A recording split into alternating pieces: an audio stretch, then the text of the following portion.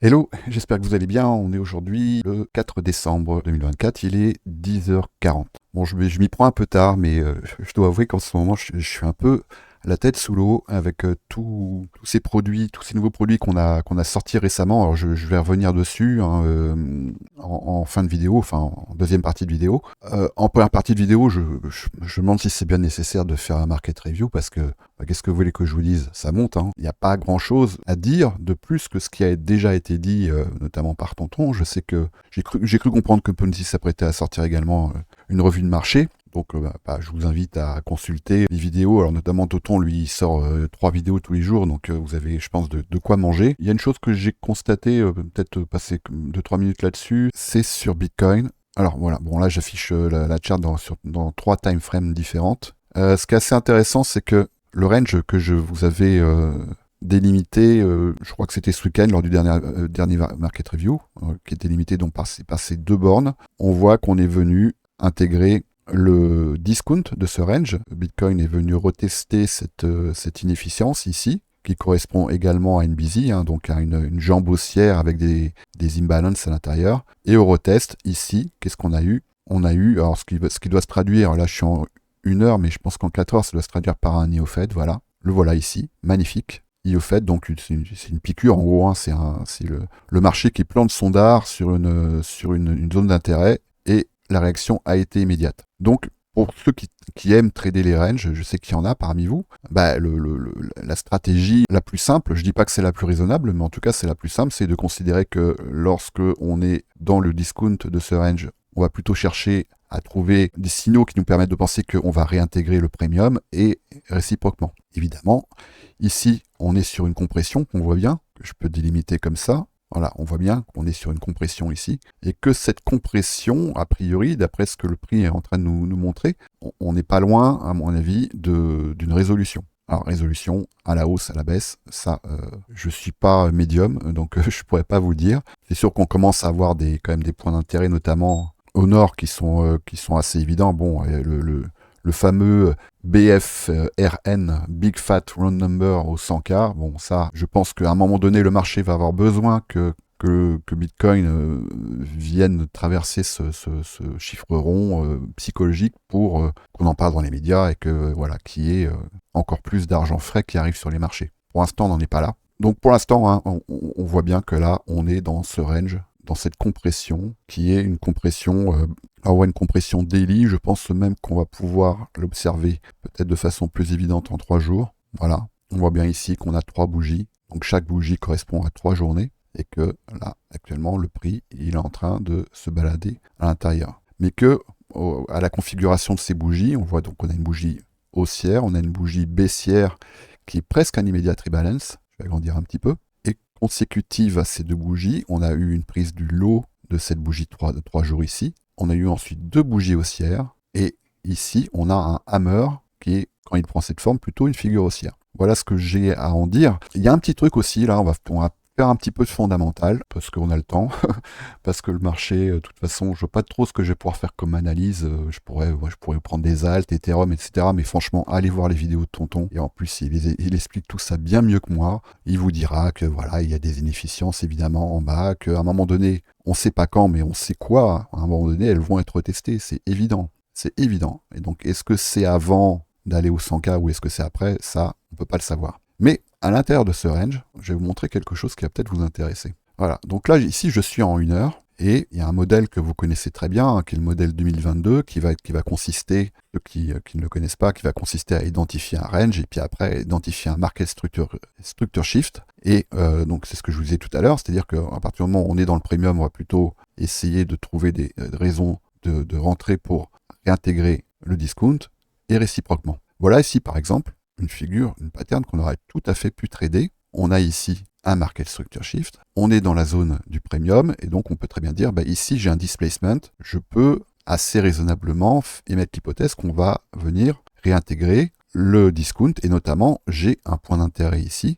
Dans un range, moi je vous conseille plutôt de viser comme point d'intérêt les inefficiences, et non pas les sell side ou les buy side. À un moment donné, on va y aller, mais dans un premier temps, en tout cas, prendre des gros partiels sur ce genre de points d'intérêt. Alors, voilà ce qui se passe ici. Donc, on a un marqué structure shift. Ici, on a d'ailleurs une fractale. Hein. On voit qu'on a ici une bougie qui n'a pas fait de plus haut, cette bougie-là, et qu'on a eu un displacement qui est venu avaler cette bougie. Donc ici, on a la confirmation. Donc on va viser cette inefficience. Et donc moi, si je suis shorter, si je suis vendeur, qu'est-ce que je vais faire? Je vais passer en short. Je vais me mettre à l'entrée de cet imbalance, ici. Je vais mettre mon stop au-dessus de la bougie qui précède cet imbalance. Ça, je vous en ai déjà parlé. Et donc, je vais avoir comme target cette inefficience, ici. Vous voyez bien, ici, on a un imbalance. Et voilà. Et on a un trade qui est tout à fait correct. On est sur un 2,31 pour 1. Donc, voilà, c'est très honorable. Et on peut tout à fait se contenter de ce genre de trade. Mais par contre, il y a une chose dont je vous parle depuis un moment, je crois, j'ai même fait une vidéo il y a plusieurs mois qui s'appelait l'impact du temps dans le trading. Vous voyez ce que vous avez ici, là, 15 secondes, 1 minute, 2 minutes, 3 minutes, 5 minutes. En fait, ça, c'est ce qu'on pourrait appeler des presets. C'est-à-dire, ce sont des découpages qui ont déjà été opérés par TradingView et ce sont les découpages, a priori, les plus courants. Mais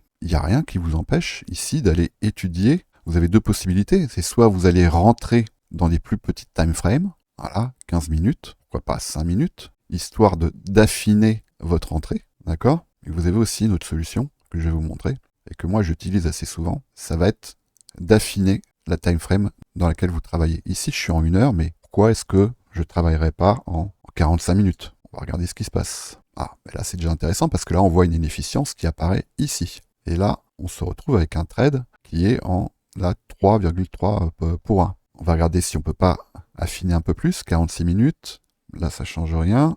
49, 50, 51.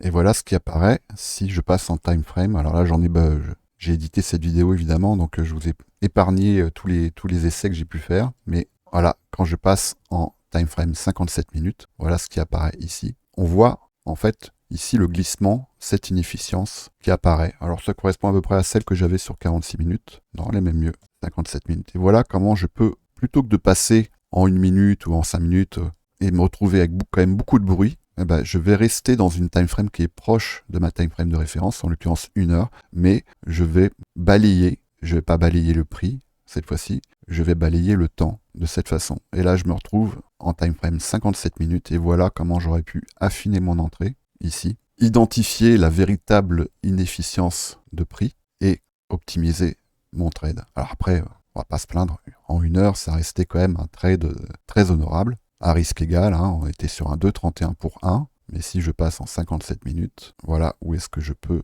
identifier mon inefficience. Faites vos tests, regardez un petit peu, et vous verrez que des fois, il y a des choses qui vont vous paraître évidentes. Au même titre que lorsque vous affichez une charte, vous connaissez, j'imagine, la théorie de Dow, et parfois, une charte peut nous apparaître un peu, développer quelque chose qui peut sembler un peu anarchique. Et parfois, il suffit juste de changer de time frame, de procéder par essai en gros, hein, juste en changeant de time frame. Et par exemple, ici, je suis en 24 heures, ok? Et ben juste en essayant d'afficher votre charte dans d'autres time frames, vous allez voir que des fois, il y a des choses qui vont apparaître. Et notamment, ce qui peut apparaître, moi, c'est ce que j'appelle, je ne suis pas le seul évidemment, ce sont les respirations du marché. Un marché respire, et un marché, un prix, par moment, je ne dis pas qu'il va le garder, mais par moment, il peut développer un rythme. Alors, à partir du moment où on arrive à identifier un rythme, c'est-à-dire un prix et un temps qui deviennent cycliques, si vous appliquez tout simplement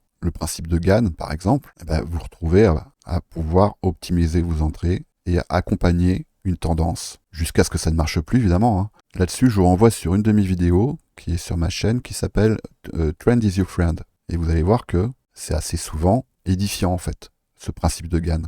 Et voilà, par exemple, ici, je me mets là, je gère mon risque. Donc, soit je me mets mon risque, je détermine que c'est invalidé sous ce swing. Et après, j'applique, par exemple, un ratio de Fibonacci, avec, par exemple, en target, un ratio qui fonctionne en règle générale assez bien, c'est les 1,618. Voilà, une façon assez simple de s'engager sur les marchés. Mais pour ça, il faut arriver à identifier ces respirations. Et ces respirations, par moment, vous allez vous retrouver à afficher votre chart dans une time frame qui ne pourra pas les révéler. Auquel cas, vous pouvez tout à fait dire, bah tiens, je vais prendre cette charte et je vais l'afficher alors je dis n'importe quoi, en 17 heures, pourquoi pas, en 14 heures, en ce que vous voulez. Et vous allez voir qu'à un moment donné, il y en a une, alors évidemment, ça peut être en minutes, hein, il y en a une qui va presque vous révéler comme de l'encre sympathique ces fameuses respirations, comme par exemple ici cette jambe haussière. Donc là, c'est peut-être plus dans le registre de la minute qu'il va falloir aller chercher. Donc,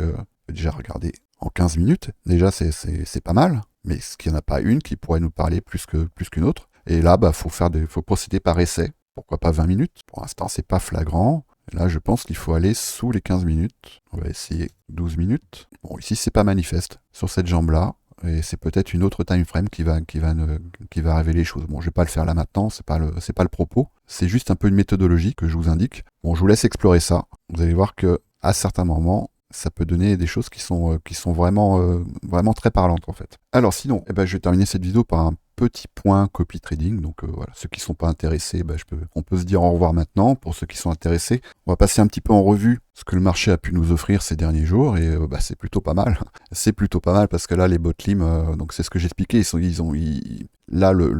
les impulsions qu'on voit actuellement, elles créent beaucoup de vélocité. Donc c'est pas forcément des mouvements qui sont très profonds, mais par contre qui vont générer beaucoup de prises de position et des gains assez rapidement. Donc on voit là ici le 30 novembre on a eu 15 TP, là on en a eu 6. 1er décembre, premier jour du mois, on a eu un retracement qu'on voit ici, on a eu 14 prises de position pour 4 TP seulement. Le 2 décembre on a eu 11 TP encore, 12 TP le 3 décembre, donc c'était hier. Et aujourd'hui, on va bien voir ce qui va se passer. Donc, ils fonctionnent tous très bien. Il y en a un que je n'ai pas encore pu optimiser parce qu'il n'a toujours pas pris ses profits, c'est Ethereum contre Bitcoin. Il y en a un autre qui a été mis à la place de Blast, c'est Co. Et ça y est, il a fait ses 5 itérations, donc il a été remplacé par Cetus. Voilà, donc c'est des tokens qui ont été listés dans les jours ou dans les semaines qui ont précédé.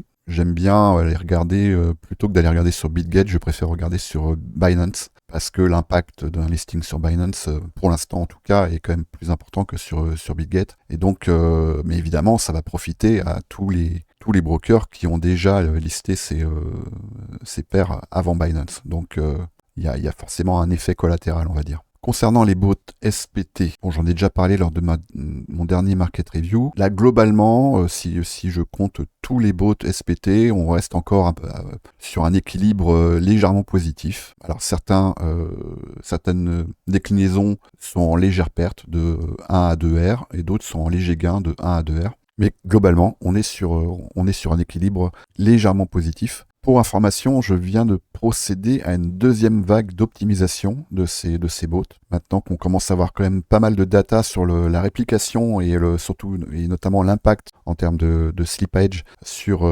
les assets, j'ai affiné quelques réglages. Déjà, les cartes ont été redistribuées. C'est-à-dire que ceux qui sont déjà sur les bots SPT ont dû remarquer que à présent, c'est pas forcément les mêmes assets qui sont tradés, c'est normal. C'est normal. Et ensuite, chaque asset, vous allez voir que les prises de position ne se feront pas forcément aux heures auxquelles vous aviez l'habitude jusqu'à présent. Et c'est normal également. Donc ne venez pas poser des questions là-dessus. C'est tout à fait normal. Les backtests sont plutôt cool et les résultats bien meilleurs que ceux que j'avais jusqu'à présent. Alors, ça reste des backtests évidemment, donc il faut voir maintenant la réplication, comment ça va se passer. J'ai réussi notamment à diminuer significativement le drawdown potentiel de ces bots. Et surtout, les prises de position telles qu'elles vont se faire à partir de maintenant vont encourager l'accompagnement de jambes impulsives. Je rappelle que le principe de ce bot, c'est d'être là au moment où il y a notamment une mèche, en tout cas une grosse impulsion qui se déclenche. C'est le principe, hein, en fait. On paye un billet d'entrée pour être là au moment où ça arrive. Donc ça génère des petites pertes, des pertes qui peuvent aller au maximum jusqu'à 0,3 R du risque par rapport au risque que vous avez indiqué sur le bot. Donc ça, c'est la perte maximale que vous pourriez avoir sur une position. Et par contre, en termes de gains, les backtests me renvoient des gains qui peuvent aller jusqu'à... le record, c'est 51 R, je crois, sur je ne sais plus quel asset, c'est pas très important. Mais on a des événements qui montrent sur les backtests des gains qui peuvent aller jusqu'à 20, 21, 22 R. Alors, on verra comment ça va se passer, mais les optimisations que je viens de faire devraient favoriser votre présence sur le bot au moment de ces événements. Alors sinon, vous avez dû voir apparaître une nouvelle catégorie il y a de ça quelques jours sur les résultats journaliers, ce sont les bots AQ, pour accumulation, et là on est en train de les ouvrir progressivement. Donc, alors je rappelle le principe, c'est pas, on n'est pas en train de vous dire que ça va monter, on est en train de vous dire que si vos convictions, si vous pensez que on est dans une phase de marché, notamment qui pourrait précéder une alt season, eh ben ce bot a pour objectif de se positionner sur des signaux qui sont efficients. En fait, c'est un bot qui va acheter des phases baissières impulsives. Et on a des signaux très, très précis qui nous permettent de le faire, ce qui va nous permettre de moyenner le prix. Alors voilà, on en est pour l'instant, hein. On a eu plusieurs prises de position. Alors il y a AQ AI, donc pour intelligence artificielle, qui a été lancé. Bon, et là, il reste pas beaucoup de place, hein. Il reste de quoi prendre 2 positions, une sur Tao et une sur FED. Et donc, ce qui nous permet d'essayer d'arriver, vous voyez que la première prise de position sur Tao, elle s'est faite à 649,6. Et là, il y a eu une vague de retracement qui était quand même assez significative et qui nous a permis d'engager une partie des liquidités à 580, ce qui me permet d'obtenir un prix moyen d'achat qui, en tout cas, au jour d'aujourd'hui, est intéressant. Il le sera peut-être pas tout le temps, mais en tout cas, pour l'instant, il est intéressant. Voilà la technique. Bon, pareil pour FET.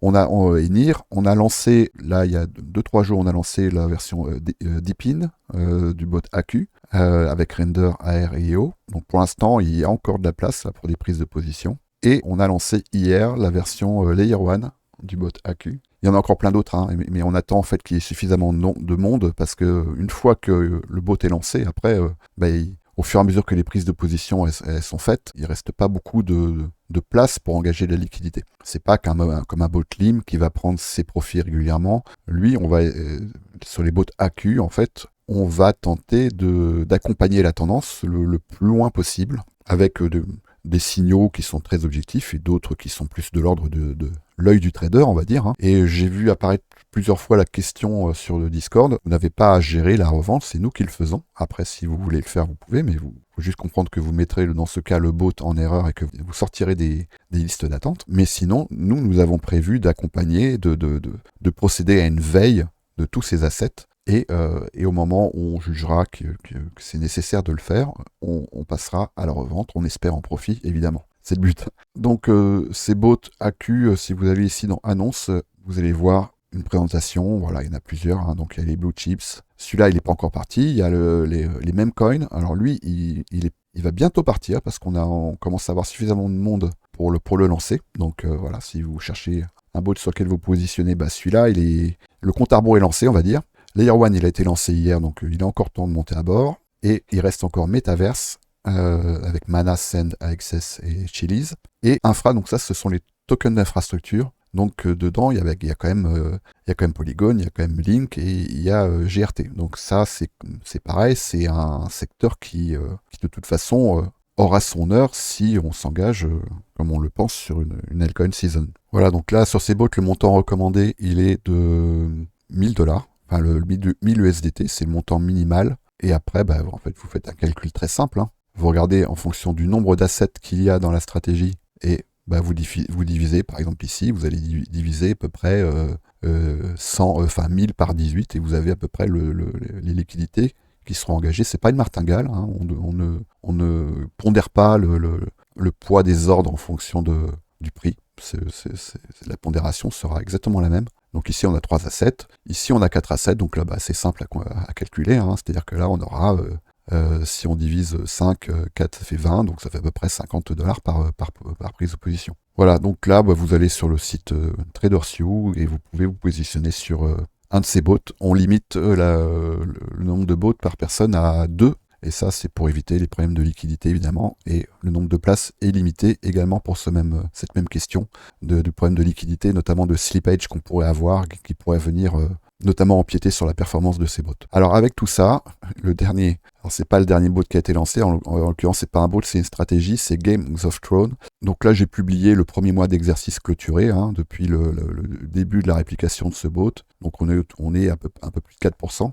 Là, très honnêtement, j'ai un peu la tête sous l'eau parce que tout ça, ça demande une surveillance qui, pour l'instant, ne me permet pas d'engager des positions sereinement parce qu'évidemment, l'intraday, ça demande d'être devant l'écran et de surveiller le prix. Et ce qu'il faut savoir, c'est que Games of Thrones, le stop de protection qui est géré par le bot, il est à 1%. Et alors, je vais vous montrer à quoi ça correspond, 1%. Voilà. Et là, je suis sur une charte en 1 minute. Là, actuellement, TRX, il est rentré dans une phase de marché où ça va être très compliqué. Alors, je ne dis pas que ça va jamais être possible, mais là, on est sur une phase qui est très volatile, où l'action du prix est quand même assez erratique, pour pas dire imprévisible. Et il y a certains principes basiques du price action qui sont respectés, mais d'autres qui ne le sont pas actuellement. Là, on est rentré dans une phase où TRX est un peu incontrôlable. Donc ça, plus le temps que me demande la gestion des bots, pour l'instant, je ne vais pas m'engager sur cette stratégie, en tout cas pas dans les prochains jours. Voilà. Donc si vous avez besoin des liquidités, sentez-vous libre de les reprendre. Et au moment où je verrai que notamment les bots AQ et puis les bots SPT demandent moins de surveillance, je ferai une annonce pour dire que je vais certainement reprendre les hostilités sur cette stratégie. Mais pour l'instant, ça ne serait pas prudent et je pense que ça ne rendrait pas service aux autres stratégies. Voilà, je crois que j'ai tout dit. Comme toujours, je mets les liens en description. Si vous voulez venir nous rejoindre, il y a toujours le salon VIP qui est là. Il y a toujours les contenus pédagogiques qui sont présents. C'est vrai que ces derniers temps, l'arrivée du copy trading a beaucoup monopolisé les salons, y compris ceux du salon VIP. Mais on a édicté quelques règles qui permettent de retrouver un petit peu de sérénité sur le Discord, parce que ça partait un peu dans du grand n'importe quoi. On a mis en place une assistance avec mon collègue Viniz, donc là, vous pourrez le contacter directement si vous avez besoin d'assistance, notamment pour la mise en place du copy trading. Donc dans le salon VIP, vous avez toujours la partie pédagogique, les fondamentaux, avec beaucoup de ressources, des ressources qu'on a produites nous-mêmes et certaines qui sont notamment... on a nomenclaturé certaines vidéos de ICT pour ceux qui veulent éclaircir certains concepts. Et on a également des modèles de trading dont vous pouvez vous inspirer pour créer le vôtre. Il ne s'agit pas évidemment de le recopier tel quel bêtement, il s'agit de l'étudier, le backtester, le modéliser. Un modèle de setup, ça se développe, ça ne se copie pas, ça se développe parce qu'on a tous des mindsets différents, on a tous des objectifs différents, donc il faut évidemment adapter vos modèles de trading à votre profil et notamment à votre profil psychologique et à votre capital. Voilà, n'hésitez pas également à vous abonner à ma chaîne si ce n'est pas déjà fait, à mettre un pouce bleu ou un pouce rouge, ça flatte les algorithmes, et à poster des commentaires, ça flatte les algorithmes également. Les commentaires qui sont pas sympas, évidemment, je les enlève, mais ça va. Globalement, je suis pas à plaindre. Je reçois plutôt beaucoup de messages très bienveillants, voire même des fois des remerciements. Donc, merci à vous en tout cas. Merci pour votre bienveillance. Merci pour d'être là dans cette aventure que je trouve passionnante. Et j'espère qu'on fera un long chemin ensemble.